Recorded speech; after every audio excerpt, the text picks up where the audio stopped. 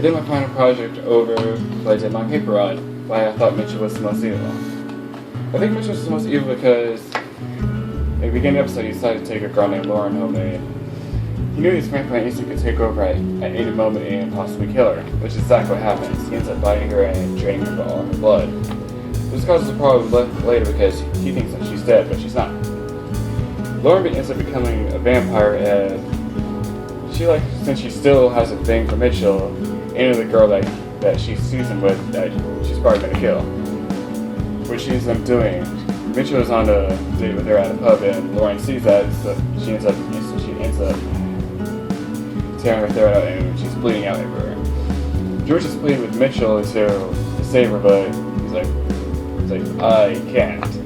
I think that he just didn't want to because his fear was that she would become another obligation just like Lauren is.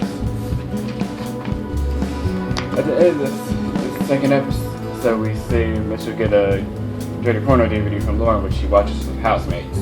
Which makes him inhumane right here. Is like, he decides to be, I'm going to be noble and throw it away because I know this is bad for me. But at the end of the episode, we see him digging it out and just like no, I want it anyway. And it throws his humanity away. He didn't really take into consideration what this could cause later. In a couple of episodes later, we see Mitchell meet a small boy named Bernie and his mother. In this episode, we see him act more human than I've seen him act in the previous episodes. But because of him keeping that porno DVD, Bernie ends up taking it, and his mother sees it, and the whole neighborhood turns against him. This would have been a problem if the midnight squall that happened which cost Bernie his life by being ran over by a car. Mitchell decides that Bernie is too young to die and decides for his mother's sake to turn him into a vampire so she won't lose him. I don't understand what was so different from the scene where Lauren ripped out the young girl's neck and George is pleading with him to save her, and this scene right here where Bernie is dead and he decides to bring him back as a vampire for his mother.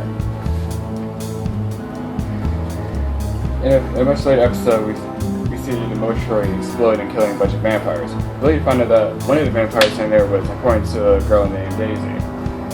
Mitchell decides it's time to retaliate because he must have been getting with killing vampires for far too long. And to get on his train and they kill a bunch of people, men, women, children. That was truly evil, and that was the moment his humanity was completely gone.